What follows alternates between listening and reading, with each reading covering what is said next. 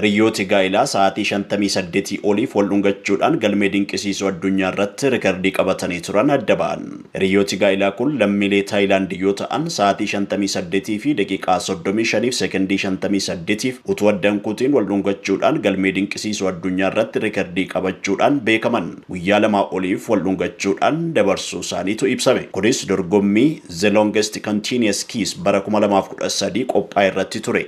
Maqaan hiriyoota lameenii Ekachai fi Leksaanaa Tiranaart jedhamu. Dhaabbanni World Guinness Record bara 2013 booda dorgommiin kun balaa akka qabuu fi seeronni tokko dambii fooyya'e wajjin kan waliin simne ta'uu ibsuudhaan adda kutee jira. Sa'aatii dheeraaf wal dhungachuun hiriyoota kana lamaanis iccitiinsa gadi fageenya jaalala isaanii fi ga'umsa qaama isaanii kan agarsiisu ta'uusaa Nendaa TV'n gabaaseera. Hiriyooti gaa'ilaa guyyaa lama ol osoo hin rafiin wal dhungachuudhaan dabarsan garuu turtii waggaa 12 booda adda ba'uusaanii miidiyaaleen gabaasaa jiru. Ekachai haadha warraasaa Leksaanaa irraa adda ba'uusaa miidiyaa hawaasaa irratti beeksisee jira. Imalli ajaa'ibaa jireenya keenyaa Leksaanaa waliin taasifne xumuramus yaadannoowwan rikardii cabsuu fi kanneen biroo gammachiisoo yoomiyyuu hin dagadhu jedhee jira. Rikardiin hiriyoota kanaa ammallee hin cabin jiraachuu World Guinness Record himee jira. Jarreen lamaan afeerraa qopheessanii adda ba'uusaanii beeksisan. World Guinness Record dorgommiin kun rakkoo hirriba dhabuun wal qabate rakkoo fayyaa biroos waan hordofsiisuu fi